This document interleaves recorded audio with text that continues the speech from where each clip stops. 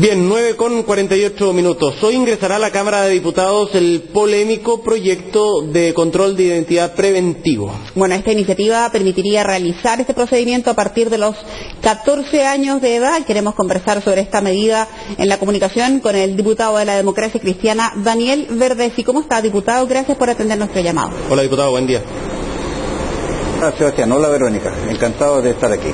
Diputado, ayer ya teníamos los detalles específicos de este proyecto. Hasta ahora la discusión se había basado en lo que el gobierno había adelantado como titulares, digamos, pero ya con el texto en la mano, ¿hay algún antecedente nuevo que a usted le llame la atención? ¿Cómo cambia quizás su percepción del proyecto, si es que lo cambia, cuando ya tenemos el texto concreto, específico?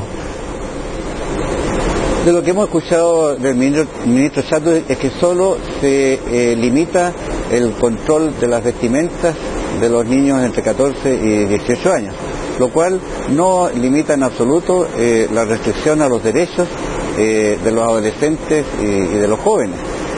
Nosotros creemos que el solo hecho de reconocer que es oprobioso el registro de las vestimentas no excluye que el revisar mochilas y otras cosas a personas que pueden ser totalmente inocentes y que circulan por las calles no contribuye en absoluto a lo que se pretende.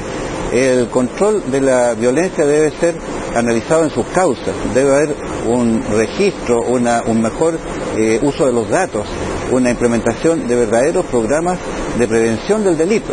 Nosotros, cuando hemos conversado con Catherine Martorell, subsecretaria de la Prevención del Delito, creemos que sí existe la inteligencia en Seguridad Ciudadana y en el Ministerio del Interior y en esta subsecretaría como para hacer un verdadero plan de control del origen de la violencia y no estas medidas que son solamente, yo diría, de tipo populista, porque en el fondo cuentan con el respaldo de la ciudadanía, pero que no significan un verdadero aporte para el control de la violencia. Diputado, ¿qué pasa, por ejemplo, con el capítulo del proyecto donde se establece que cualquier acción del control que ejerza Carabineros debe ser realizado en el contexto del respeto a las convenciones, derechos del niño o de los menores de edad que están suscritos por Chile y que por lo tanto desde ese punto de vista no se puede vulnerar ningún tipo de derecho en la medida que se esté intentando controlar la identidad de un menor de edad? ¿Eso no les parece suficiente como para resguardar que no sean vulnerados, por ejemplo? En absoluto, o sea, el hecho de que a un adolescente que puede ser su hijo, que puede ser un estudiante que va con su mochila, que puede ser revisado, que puede ser, digamos, detenido por media hora, aun cuando se acepta en algunas de las condiciones, como disminuir de 1 hora a media hora el control, como que no se incluye la vestimenta, no es suficiente y vulnera claramente, y hay un riesgo de vulneración de derechos que nos parece inaceptable.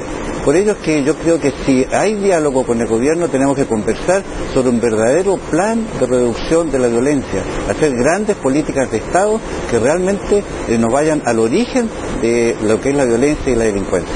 Por ejemplo, con un argumento que se ha levantado que dice relación con la participación de cada vez más, lamentablemente, de menores de edad en la comisión del delito, y desde ese punto de vista esta era una de las razones que esgrimían desde el gobierno para llevar adelante esta iniciativa. De los delitos más violentos, sobre correcto, todo. De menores que hoy día están en condiciones de asaltar o de ingresar a lugares habitados. ¿Qué pasa con ese aspecto que sí es un hecho objetivo, por ejemplo? ¿Cómo poder poner atajo a eso?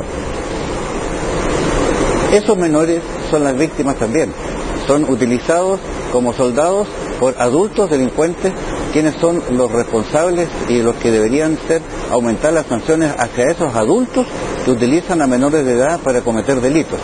El sancionar a los menores, ¿no es cierto?, con estas medidas oprodiosas no contribuye en absoluto a mejorar los derechos humanos.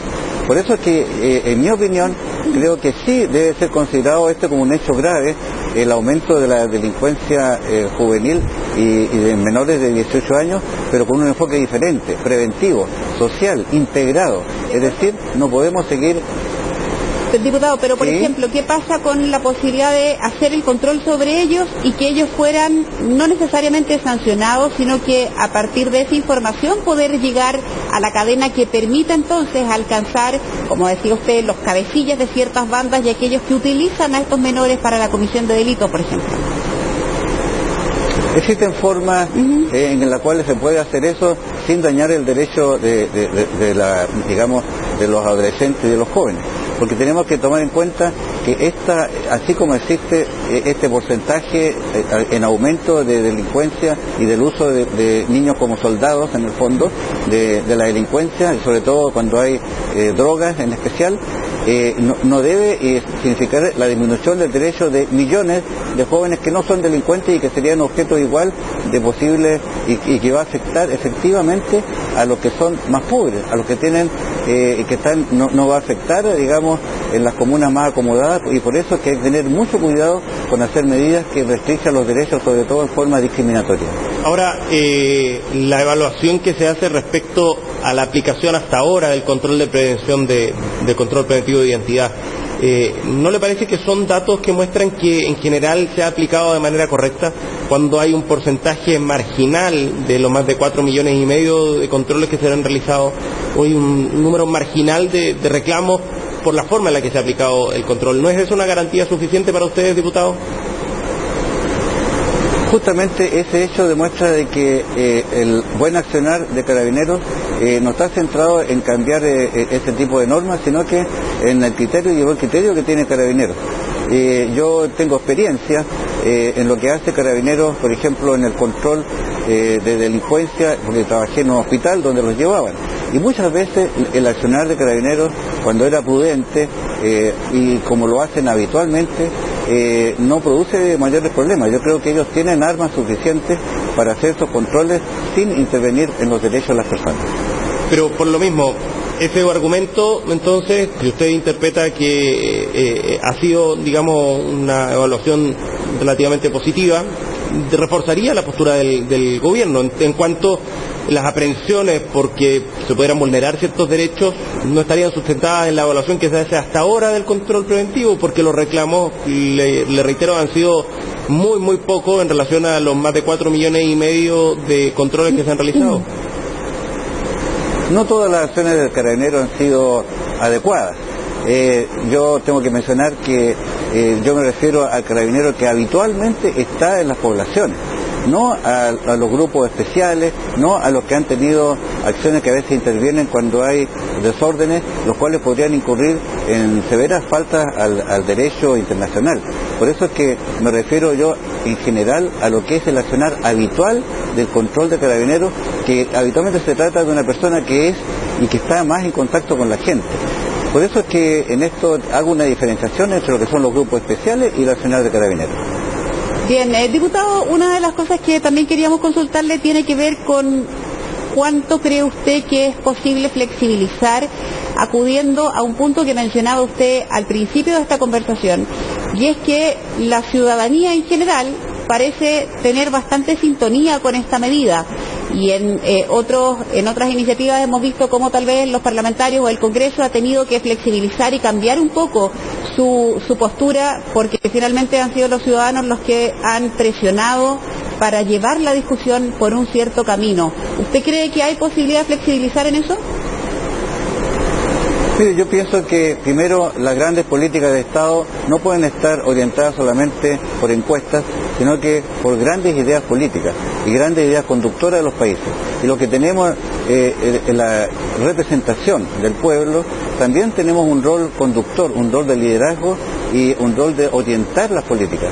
Cuando una política pública es equivocada, aunque tenga el respaldo del ciudadano, uno tiene el deber de orientarlo adecuadamente o por lo menos expresarlo sin ser influido solamente por las encuestas. Yo creo que eso es un error del gobierno de orientarse solo por las encuestas.